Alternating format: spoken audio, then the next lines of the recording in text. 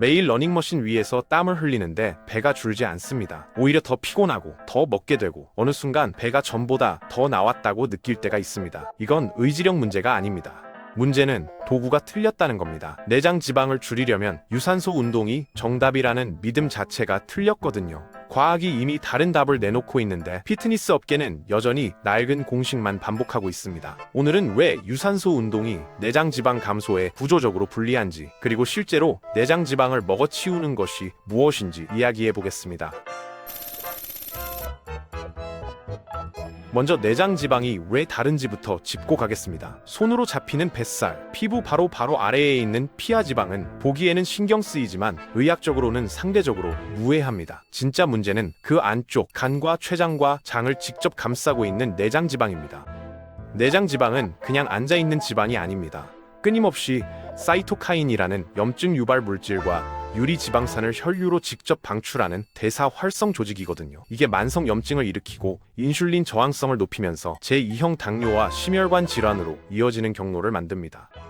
2019년 미국 심장협회 연구에서는 내장 지방이 체중이나 BMI보다 심혈관 질환 위험을 더 정확하게 예측하는 지표라고 밝혔습니다. 즉, 체중계 숫자가 정상이어도 내장 지방이 많으면 같은 위험에 노출된다는 뜻입니다. 겉으로 날씬해 보여도 안은 다를 수 있습니다. 그런데 왜 대부분의 사람들이 유산소 운동을 해도 이 내장 지방이 잘 줄지 않을까요? 이유가 있습니다. 우리 몸은 반복 자극에 빠르게 적응하는 구조거든요. 같은 거리를 매일 달리면 몇 주 안에 몸이 그 자극에 익숙해지면서 에너지 소비량 자체를 줄여버립니다. 처음보다 덜 태우게 되는 겁니다. 더 큰 문제가 있습니다. 고강도 유산소를 과하게 반복하면 코르티손, 즉 스트레스 호르몬이 만성적으로 올라갑니다. 2024년 클리니컬 오비서티에 실린 리뷰 연구에서 코르티솔이 만성적으로 높아지면 체내 지방 저장 위치가 팔다리 피하 지방에서 복부 내장 지방 쪽으로 재배치된다는 사실이 확인됐습니다. 열심히 달릴수록 내장 지방이 더 쌓이는 역설이 일어날 수 있는 겁니다. 내장 지방 세포에는 코르티솔 수용체가 피하 지방보다 훨씬 많이 분포해 있어서 코르티솔이 올라가면 내장 지방이 가장 먼저 반응합니다. 내장 지방 세포에는 코르티솔 수용체가 피하 지방 세포보다 훨씬 더 많이 분포해 있습니다. 그러니까 코르티솔이 올라가면 내장 지방이 가장 먼저 반응해서 지방을 더 쌓으려는 방향으로 작동합니다. 운동으로 태우는 것보다 호르몬이 쌓는 속도가 더 빨라질 수 있는 거죠. 그렇다면 실제로 내장 지방을 줄이는 것은 무엇일까요? 근육입니다. 정확하게는 저항 운동을 통해 만들어지는 근육량의 증가입니다. 2024년 오비서티 리뷰스에 실린 84개 무작위 대조 연구를 분석한 네트워크 메타 분석 결과 저항 운동이 내장 지방 감소에 유의미하게 효과적이라는 결론이 나왔습니다. 왜 근육이 내장 지방을 줄이냐고요? 메커니즘이 있습니다. 근육은 우리 몸에서 포도당을 가장 많이 흡수하는 조직입니다. 근육량이 늘어나면 같은 양의 혈당을 처리하는 데 필요한 인슐린의 양이 줄어들거든요. 인슐린이 덜 분비된다는 건 내장 지방으로 저장되는 에너지의 양이 줄어든다는 의미입니다. 반대로 생각해보면 더 명확합니다. 근육이 적으면 인슐린 민감도가 낮아지고, 인슐린 민감도가 낮아지면 같은 음식을 먹어도 혈당이 더 불안정해지고 더 많은 인슐린이 분비되면서 그 에너지가 내장 지방으로 향하는 빈도가 높아집니다. 근육 부족이 내장 지방 축적의 구조적 원인인 겁니다. 실제로 근육량과 인슐린 민감도의 관계를 다룬 연구들을 보면 전신 인슐린 매개, 포도당 흡수의 약 80% 이상이 골격근에서 이루어진다는 사실이 반복적으로 확인됩니다. 근육이 포도당을 빨아들이는 주 창구라는 거죠. 이 창구가 크면 클수록 혈당이 안정되고 인슐린이 덜 필요하게 됩니다. 여기서 또 하나의 중요한 메커니즘이 있습니다. 근육 수축 자체가 인슐린 없이도 포도당을 흡수하는 경로를 활성화한다는 겁니다. GLUT사라는 포도당 운반 단백질이 근육이 수축할 때 세포 표면으로 이동해서 혈당을 직접 흡수합니다. 운동 직후 몇 시간 동안은 인슐린 의존 없이도 포도당이 근육으로 들어가는 창이 열려 있는 거죠. 이건 유산소 운동에도 해당되지만 저항 운동이 더 오래 지속되는 특성이 있습니다. 저항 운동 후 인슐린 민감도 개선 효과가 24시간에서 48시간 이상 유지된다는 연구들이 있거든요. 유산소 운동이 그날의 칼로리를 소모하는 방식이라면 저항 운동은 몸의 대사 구조 자체를 바꾸는 방식입니다. 저항 운동이 특히 강력한 이유가 하나 더 있습니다. 근육은 대사적으로 비싼 조직이라는 점입니다. 근육량이 늘어나면 아무것도 안 하고 쉬는 상태에서도 기초 대사량이 올라갑니다. 소비하는 에너지가 늘어나는 거죠. 유산소 운동은 운동하는 동안만 태우지만 근육은 24시간 내내 조금씩 더 태웁니다. 시간이 지날수록 복리처럼 쌓이는 효과입니다. 그렇다면 실제로 어떻게 해야 할까요? 복잡하지 않습니다. 주 3회, 한 번에 40분에서 50분 정도면 충분합니다. 핵심은 복합 운동입니다. 스쿼트, 데드리프트, 벤치프레스, 로우처럼 여러 근육 그룹을 동시에 쓰는 운동이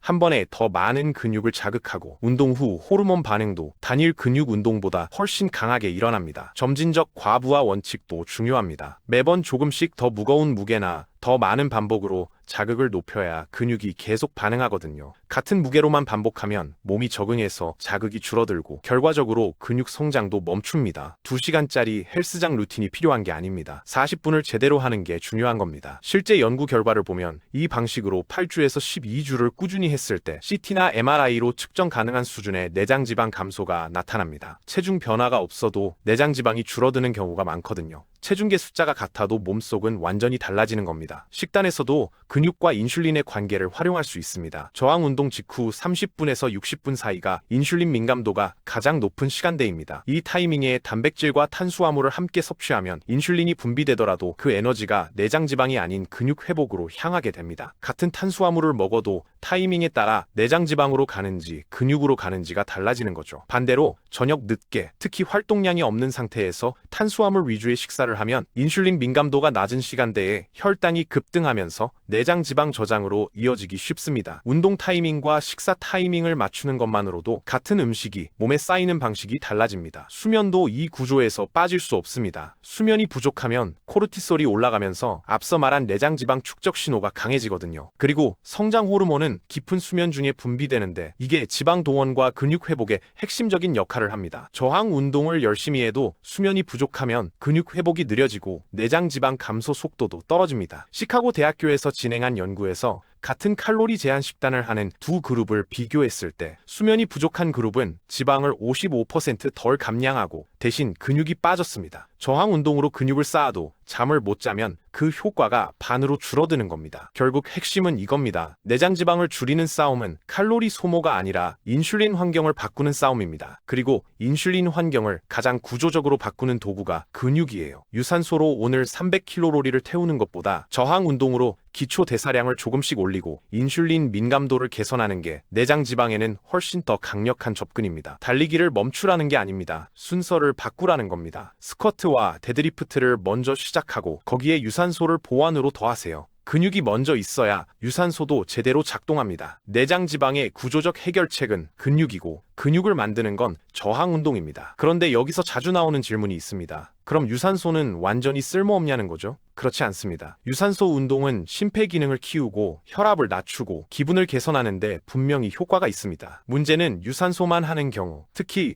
강도 높은 유산소를 과도하게 반복하는 경우입니다. 내장 지방 감소라는 목적에서는 저항 운동을 먼저 확보하고 유산소를 보조로 더하는 순서가 훨씬 효과적입니다. 실제로 저항 운동과 유산소를 함께하는 복합 트레이닝이 내장 지방 감소에 가장 효과적이라는 연구 결과도 있습니다. 2024년 오비서티 리뷰스의 84개 연구 메타 분석에서도 저항 운동 단독, 유산소 단독, 복합 운동 모두 내장 지방 감소에 유의미했습니다. 하지만 복합 운동이 가장 일관된 결과를 보였고 핵심은 저항 운동이 반드시 포함되어야 한다는 겁니다. 근육량과 내장 지방의 관계를 한 번 더 다른 각도에서 생각해 보겠습니다. 내장 지방이 많은 사람들에게는 공통점이 있습니다. 근육량이 부족한 경우가 많다는 거예요. 근육이 없으니 포도당을 흡수하는 창구가 작고 혈당이 조금만 올라도 인슐린이 대량 분비되고 그 인슐린이 에너지를 내장 지방으로 밀어넣는 구조가 반복됩니다. 이걸 깨는 게 저항 운동입니다. 근육을 키우면서 일어나는 또 다른 변화가 있습니다. 근육 조직 자체가 미오카인이라는 물질을 분비하기 시작하거든요. 미오카인은 근육이 수축할 때 나오는 신호 물질로 내장 지방 세포 분해를 자극하고 염증을 억제하고 인슐린 신호 전달도 개선하는 역할을 합니다. 근육이 많을수록 미오카인이 더 많이 나오고 그게 내장 지방 감소로 이어지는 구조입니다. 이걸 처음 들으면 신기하게 느껴질 수 있는데 사실 이건 몸이 원래 설계된 방식입니다. 인류는 수만 년 동안 근육을 써가며 살았고 근육과 지방 대사는 아주 긴밀하게 연결되어 있습니다. 문명화 이후 앉아서 생활하는 시간이 늘어나면서 근육량이 줄었고 그 결과 인슐린 저항성과 내장 지방 문제가 함께 늘어난 겁니다. 저항 운동을 시작하기 전에 반드시 알아야 할 게 있습니다. 처음에는 체중이 줄지 않거나 심지어 조금 늘 수도 있다는 겁니다. 근육은 지방보다 밀도가 높아서 같은 부피라도 무게가 더 나갑니다. 체중계 숫자가 그대로거나 살짝 늘었어도 몸속에서는 지방이 줄고 근육이 늘어나는 변화가 진행 중일 수 있습니다. 이걸 체성분 개선이라고 하는데, 이 과정에서 내장 지방은 가장 먼저 줄어드는 지방입니다. 그래서 저항 운동을 시작한 뒤 체중계 숫자에만 집중하면 잘못된 판단을 하게 됩니다. 허리 둘레를 재거나 몇 달에 한 번씩 체성분 검사를 받아보는 것이 훨씬 정확한 피드백을 줍니다. 내장 지방이 줄면 허리 둘레가 가장 먼저 변하거든요. 숫자보다 실루엣이 바뀌는 걸 먼저 느끼게 됩니다. 저항 운동 빈도에 대해서도 이야기하겠습니다. 주 3회가 가장 현실적인 시작점입니다. 매일 할 필요도 없고 매일 하면 오히려 역효과가 날 수 있습니다. 저항 운동으로 자극을 준 근육은 회복하는 동안 더 강해지거든요. 회복 없이 매일 자극만 주면 근육이 충분히 성장하지 못합니다. 주 3회 하루씩 쉬면서 진행하는 것이 회복과 성장의 균형을 맞추는 방식입니다. 강도에 대해서는 처음에는 가벼운 무게로 자세를 익히는 게 중요합니다. 자세가 잘못된 상태에서 무게를 올리면 부상 위험이 높아지고, 부상이 생기면 운동 자체를 못하게 되거든요. 처음 2주에서 4주는 주요 동작의 자세를 잡는 데 집중하고, 이후부터 무게를 조금씩 올리는 방식이 안전하고 효과적입니다. 운동 순서에 대해서도 짚어드리겠습니다. 저항 운동과 유산소를 같은 날 할 때는 저항 운동을 먼저 하고 유산소를 나중에 하는 것이 일반적으로 권장됩니다. 저항 운동은 에너지와 집중력이 필요한 운동이라서 지쳐있는 상태에서 하면 자세가 무너지고 효과도 떨어집니다. 반대로 유산소는 저항 운동 후 약간 피곤한 상태에서도 어느 정도 수행이 가능합니다. 저항 운동 후 유산소를 하면 저장된 글리코겐이 이미 어느 정도 소모된 상태라서 지방을 더 잘 태우게 되는 효과도 있습니다. 단백질 섭취도 저항 운동의 효과를 극대화하는 데 필수입니다. 단백질이 부족하면 저항 운동으로 자극을 줘도 근육이 충분히 만들어지지 않습니다. 체중 1kg, 1.6g에서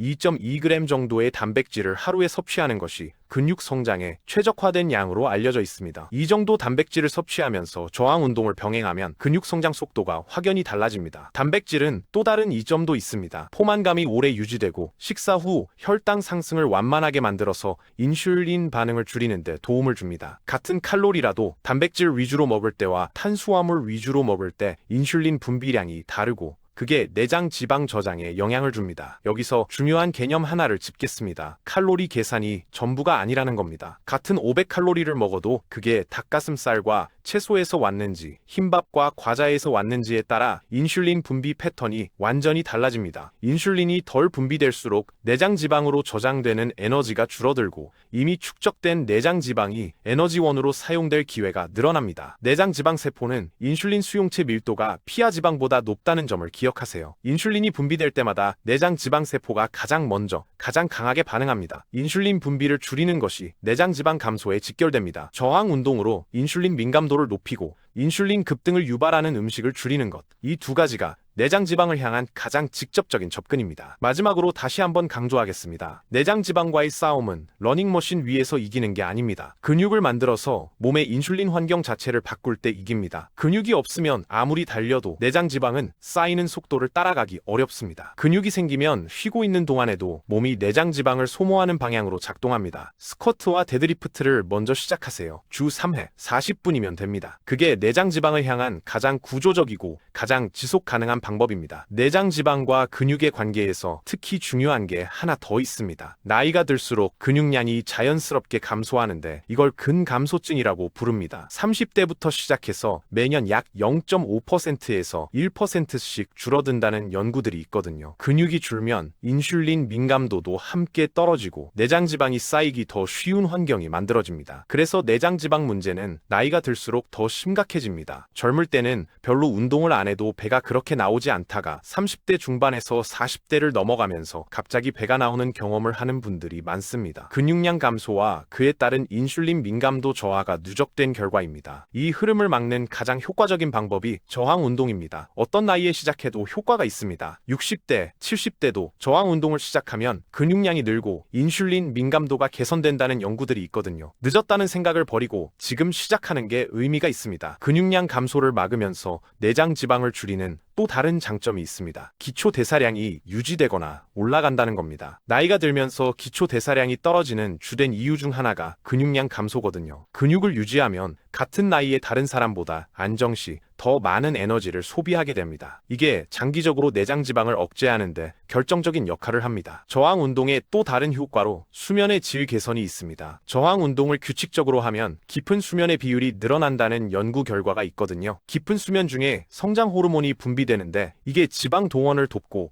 근육 회복을 촉진합니다. 저항 운동이 낮에는 근육을 자극하고 밤에는 수면을 통해 지방을 더 줄이는 이중작용을 하는 겁니다. 스트레스 관리 측면에서도 저항 운동이 효과적입니다. 규칙적인 저항 운동은 만성 스트레스를 낮추고 코르티솔 수치를 안정시키는 효과가 있습니다. 오버트레이닝이 문제가 되는 건 적당한 수준을 넘었을 때이고 주 3회 40분 정도의 저항 운동은 오히려 코르티솔을 낮추는 방향으로 작용합니다. 그렇게 되면 내장 지방 축적 신호 자체가 줄어드는 거죠. 실질적인 시작 방법을 한 번 더 정리해드리겠습니다. 처음 시작하는 분이라면 헬스장에서 트레이너에게 스쿼트, 루마니안 데드리프트, 넷풀다운, 덤벨 로우 4가지 동작의 자세를 먼저 배우는 것을 권합니다. 이 4가지만 제대로 해도 상체와 하체의 주요 근육을 모두 자극할 수 있고 각 운동을 8회에서 12회 3세트씩 주 3회 진행하면 됩니다. 중량은 마지막 2번이 힘들 정도의 무게로 잡는 게 적절합니다. 너무 가벼우면 근육에 충분한 자극이 안 가고 너무 무거우면 자세가 무너집니다. 12회를 여유 있게 할 수 있게 되면 무게를 조금 올리는 게 점진적 과부하 원칙입니다. 이 원칙을 지키면서 8주에서 12주를 꾸준히 하면 몸이 바뀌기 시작합니다. 저항 운동을 꾸준히 하다 보면 몸의 변화가 단계적으로 나타납니다. 처음 4주에서 8주 사이에는 신경 적응이 일어납니다. 무게를 더 잘 제어하게 되고 같은 무게가 가벼워지는 걸 느끼는 단계거든요. 이 시기에는 근육량 자체보다 동작 효율이 먼저 좋아집니다. 8주에서 12주 사이부터 실제 근섬유가 굵어지기 시작합니다. 이 시기에 체성분 변화가 측정에 잡히기 시작하고 허리 둘레가 조금씩 줄어드는 걸 느끼게 됩니다. 내장 지방은 피하 지방보다 먼저 반응하기 때문에 체중이 크게 안 줄어도 허리 실루엣이 먼저 바뀝니다. 이 과정을 포기하지 않고 지속하기 위해 가장 중요한 건 과도한 목표 설정을 피하는 겁니다. 처음부터 너무 강한 강도로 시작하면 통증과 피로가 쌓이고 결국 며칠 쉬다가 그대로 멈추게 되거든요. 처음 한 달은 익숙해지는 것이 목표고 2달 차부터 강도를 본격적으로 올리는 방식이 장기적으로 더 효과적입니다. 운동과 함께 수면을 챙기는 것도 내장 지방 감소를 가속하는 방법입니다. 시카고 대학교 연구에서 확인된 것처럼 수면이 부족하면 같은 칼로리 제한을 해도 지방을 55%덜 줄이고 근육이 빠집니다. 저항 운동의 효과를 최대로 살리려면 7시간에서 9시간의 수면이 반드시 뒷받침되어야 합니다. 오늘 이야기에서 가장 기억해야 할 것은 하나입니다. 내장 지방은 칼로리 문제가 아니라 인슐린 문제고 인슐린 문제는 근육 문제입니다. 근육이 인슐린 민감도를 높이고 인슐린 민감도가 높아지면 내장 지방이 줄어드는 구조입니다. 이 구조를 이해하고 나면 저항 운동이 왜 필수인지가 명확해집니다. 결론은 이렇습니다. 내장 지방은 칼로리 문제가 아니라 인슐린 문제이고 인슐린 문제는 근육으로 풀립니다. 근육이 많으면 인슐린이 덜 분비되고 그만큼 내장 지방이 쌓일 기회가 줄어듭니다. 이미 쌓인 내장 지방을 에너지로 소모할 기회도 더 늘어납니다. 달리기를 멈추고 스쿼트를 먼저 시작할 이유가 바로 여기에 있습니다. 달리기가 나쁜 게 아닙니다.